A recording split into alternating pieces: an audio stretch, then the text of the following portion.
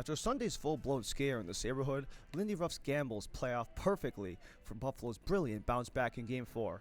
The guys on the ice did their part, the new guys made their mark, and it's a new dawn, and a new day, and a new series, as the best of 7 became a best of 5, and that best of 5 is now a best of 3, with the opening serve going back to Western New York Thursday night in Buffalo. Hello and welcome, I'm Ryan Lee, and welcome to Sabres Digest. All things Buffalo Sabres will be here on Sabres Digest, your latest news, updates, reactions, and more. So subscribe down below to follow along for the journey, and thank you so much for following along.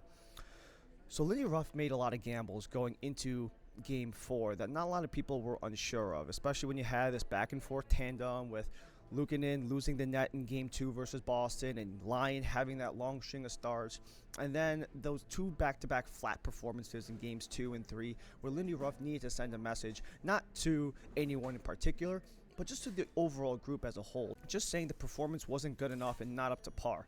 And it seems like the message was very much well sent, because the Sabres easily had their best game of the playoffs through this point, or at least the best in the last 3 games to this point.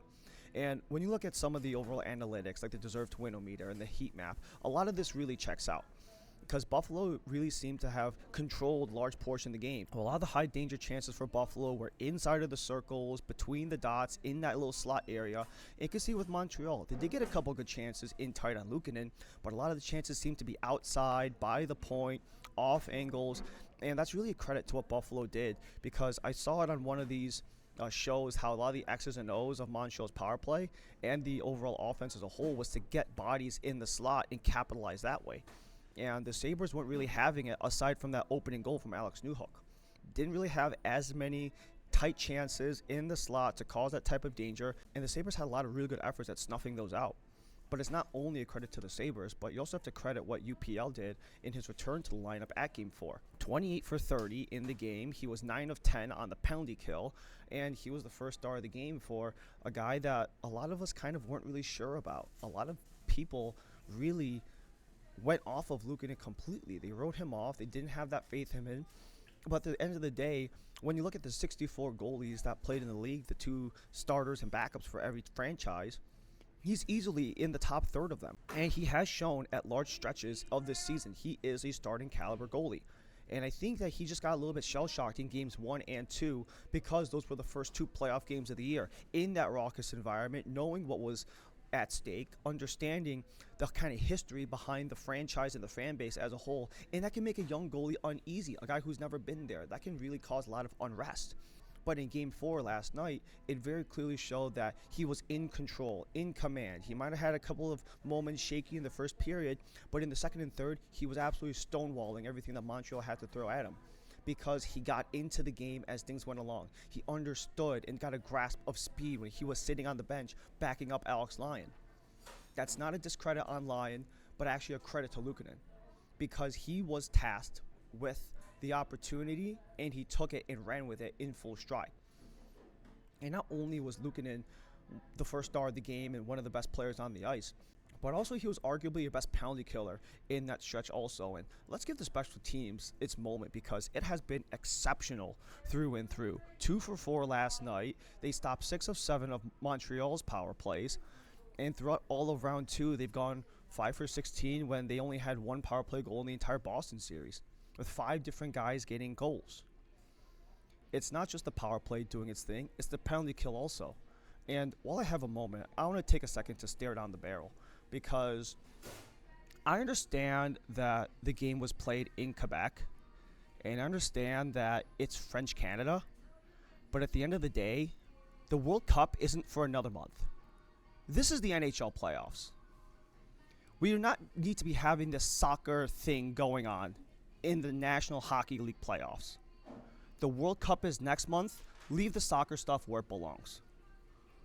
I understand it's French, but it's hockey, not soccer.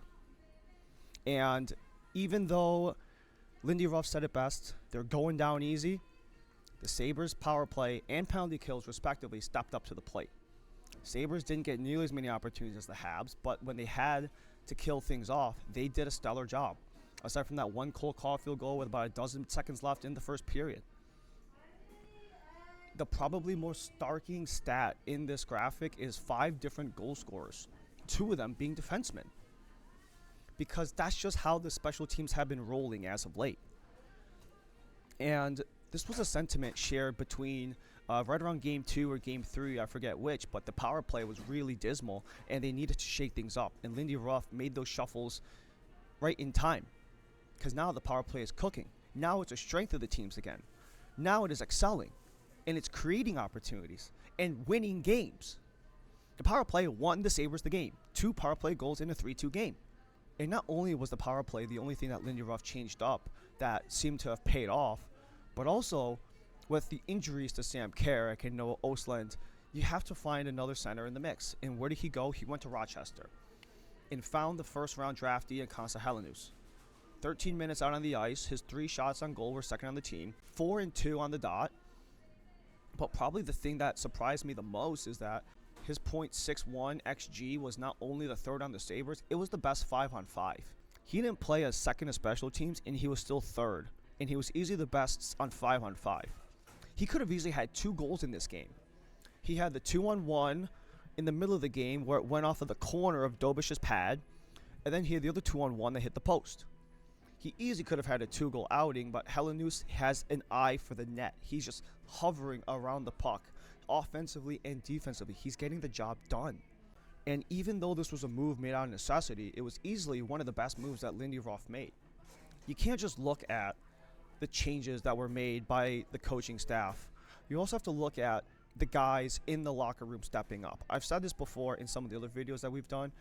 A lot of the playoffs is either the superstars making themselves household names, or a lot of these depth guys, these guys you maybe don't expect to put up big points and big numbers, where they become big names in the hockey world. And every single time I feel like we see a game go on in the Buffalo Sabres playoff run, Zach Benson finds his way into the conversation. He gets the power play game winner with about 4 minutes into the third period. His 1.25 XG led the Sabres, and he's been a point per game not just in the 4 games against Montreal, but also after going 0-for in the first 3 games, he has 7 points in the last 7 games. Zach Benson is easily the hottest player on the ice right now, and he absolutely had a birthday to remember. Game winner, playoff game, tied the series up again. There is no way the Sabres are going this far without Zach Benson and his efforts. But he has not only elevated what the Sabres have done, but he has really brought a new mentality. He's a culture guy. He's one of those guys that you keep around for the sake of the culture. It's not only the regulars doing their part and continuing to drive the engine or having the new guys just step in and do their part. It's just finding ways to stay in everything. That's kind of what a lot of this has been at the end of the day. Just stay in the game, find your moment, and find a strike. You have that wonky power play goal from center ice, sure, but you don't get a lot of those wrinkles in the power play, especially in tight, without a guy like Zach Benson in there. And Josh Doan was the one who set him up. And now we're in the situation we're right now. The best of 7 became a best of 5, and the best of 5 has turned into a best of 3. This is where we sit going into Thursday. And if you look at the overall Stanley Cup odds, these are via FanDuel, and after Carolina moved on, Colorado's 1 win away, and Vegas took the advantage on Anaheim. Between Buffalo and Montreal, it's a dead heat, plus 1,400 across the board. Everyone is saying that this is about as level of series as you can have. And the way that it seems, especially now that it's tied up, this series might go the distance after all. And that's not really a hot take to say. But I'm excited to see where things go. It's one thing to get the first game in a best of 7. It's another thing to get the first game in a best of 5. But everything changes when you have the first game in a best of 3. Western New York, Thursday night. I can't wait to see what the environment's going to look like. But until then, that'll do it for all of us here in Sabres Digest. Thank you so much for watching along. For all things Buffalo Sabres, latest news, reactions, updates, and more, hit subscribe down below. And also feel free to comment. I love the engagement. We got 2 days until Game 5. We can debate, we can talk, and I love to hear every bit of it. Thank you so much for joining, and as always, go Sabres.